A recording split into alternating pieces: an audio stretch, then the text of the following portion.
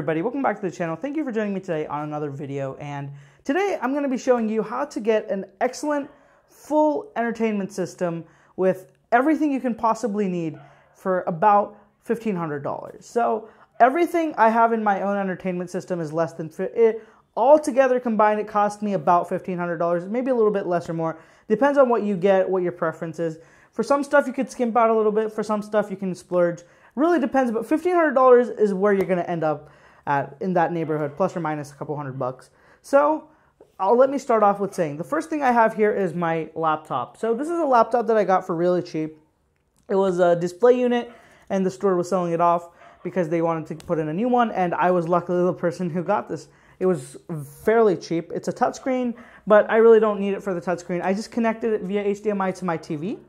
The TV is it's kind of like a monitor for me now, and I have this, wireless keyboard that I use. It has a trackpad inbuilt, so I just sit on my bed and use the computer basically from my bed, which is really awesome. And I can stream so much stuff from it. I don't have to worry about anything else. I can watch a lot of, I can use social media, anything. It's just the possibilities are endless when you have a computer connected to a TV. Then the next thing, an Apple TV. So I ended up getting an Apple TV because the AirPlay feature, the mirroring of the iOS devices to the TV is so amazing.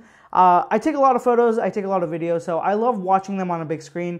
Unfortunately, watching them on a big screen is a little bit difficult if you don't have some sort of proper setup.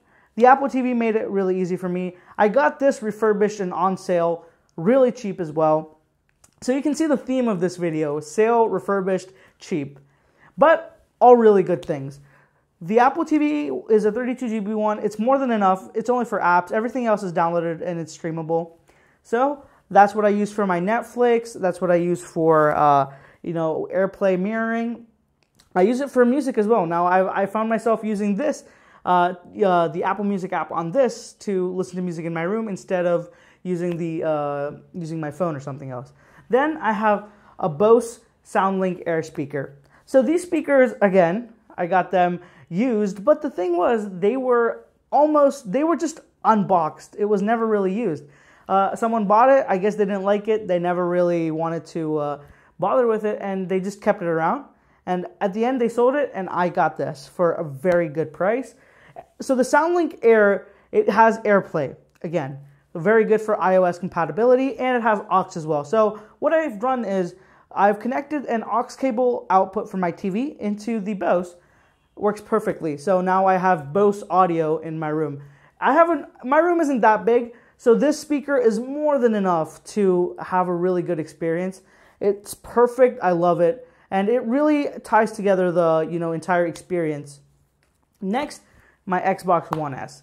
The Xbox One S is it was a little bit of a splurge for me because I didn't need it, but I really wanted to play Forza. I'm a really big automotive enthusiast, and for me, racing games are just, I love them. So I ended up buying this for Forza alone, and I've been playing Forza ever since. It's amazing, and it's a 2 TB model. I got it from Costco. It was a pretty good deal, and I bought the white one, the Xbox One S in 2 TB. I'm sure you can get it everywhere now.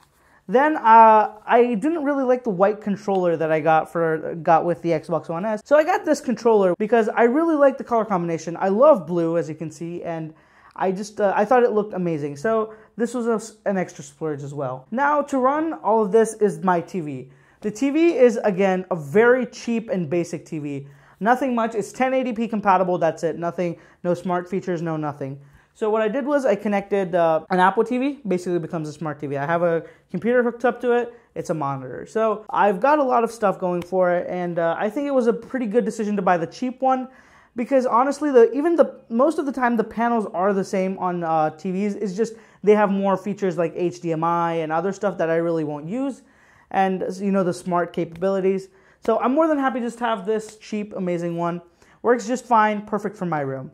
So you guys must be wondering at this point what the entire cost of this setup was, how much did everything cost, and what the total setup was.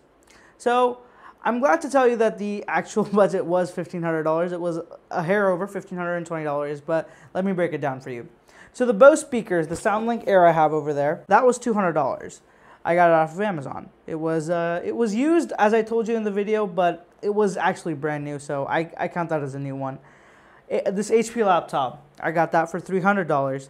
The Xbox One S, surprisingly, this was the most expensive thing in this entire setup. And it comes back to that point, which I told you, you could skimp or you could, splurge on something, and your budget will kind of alter based on that. But the Xbox One S cost me $390 alone. It is the 2 TB model, and that's why it was so expensive. The TV was $330. The cables and accessories that I bought, the HDMI cables, the aux cable, I bought an HDMI switcher, all in it cost me about $50. The Logitech keyboard, which I have right here, this keyboard cost me $50 as well. The Apple TV I bought refurbished, that was $130. And the Xbox controller, this was an unnecessary buy. I mean, it's not necessary, but I really liked it. And, I'm sure that you guys might splurge on something you like, so that cost me $70. So all in, everything, it cost me $1,520. So that's a very good price in my head, because $1,500 is something you can spend, and it's not necessary that you buy everything at once. I didn't buy all these at once. I bought them a little bit. I found good deals on them.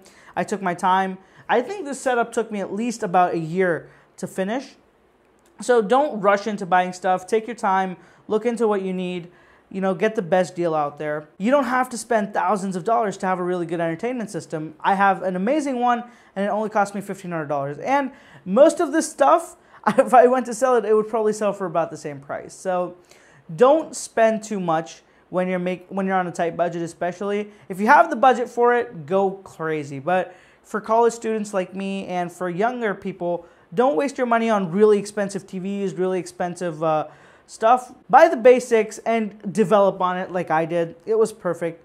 So now the $1,520, if you remove the Xbox One controller, it's only $1,450. So still under $1,500 in my head. Again, you guys can decide what you want to splurge on, what you want to skimp on. Maybe you don't want to spend money on a laptop. Maybe you don't want to spend money on Apple TV. You don't have to. You save money in that way. But for me, this was it. Thank you for watching the video. I hope you enjoyed it. If you enjoyed it, please consider liking the channel. Subscribe for more content like this. Follow me on social media for sure, because I was updating the entire process of filming this video, all the stuff I did.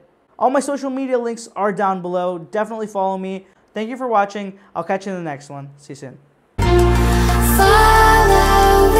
the light.